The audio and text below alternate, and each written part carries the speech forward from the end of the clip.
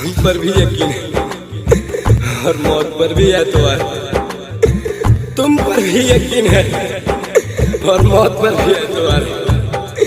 देखते हैं पहले कौन मिलता है। हमें दोनों का इंतजार है, दोनों का इंतजार है। डीजे अरमान, डीजे अरमान, डीजे अरमान, डीजे अरमान सिद्दीकी, राजेश शर्मा। जानकी रिकॉर्डिंग स्टूडियो फुलवार चौक। तू ही तो जुड़लू दिल, तू ही तो जुड़लू दिल, तू ही तो जुड़लू दिल, तू ही अब तोड़ा तारू। बोल बोल जान काहे हमरा के छोड़ा तारू। बोल बोल जान काहे हमरा के छोड़ा तारू। तू ही तो जुड़लू दिल, तू ही तो जुड़लू दिल, तू ही अब तोड़ा तारू। बोल बोल जान काहे हमरा के छोड़ा तारू। बोल बोल जान काहे हमरा के छोड़ा तारू। हो हे हे ला ला ला ला ला हो।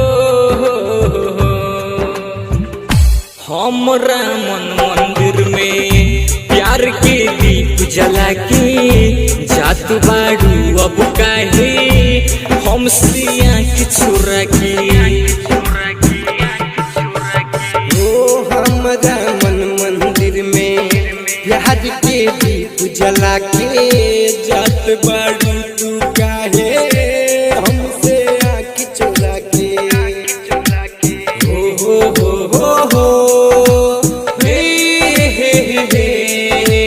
ला ला ला ला ला हो।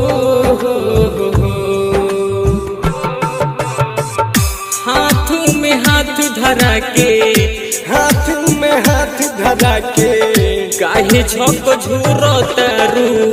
बोल बोल जान काहे हमरा के छोड़ो तारू। बोल बोल जान काहे हमरा के छोड़ो तारू। हो हे ला ला ला ला ला हो। तोहरा बिना जिंदगी जियल बेकार भइल बा। तुहके देखे खातिर अखिया बेहाल भइल बा। तोहरा बिना यही जिंदगी जियल बेकार भइल बा। तोहरा के देखे खातिर अखिया बेहाल भइल बा। हे जाने मन धोखा देलू दूसरा के साथे कौन मजा लेलू। सोनू राजेश से बिट्टू रिटू से काहे मुँह मोड़ तारू। बोल बोल जान काहे हमरा के छोड़ तारू।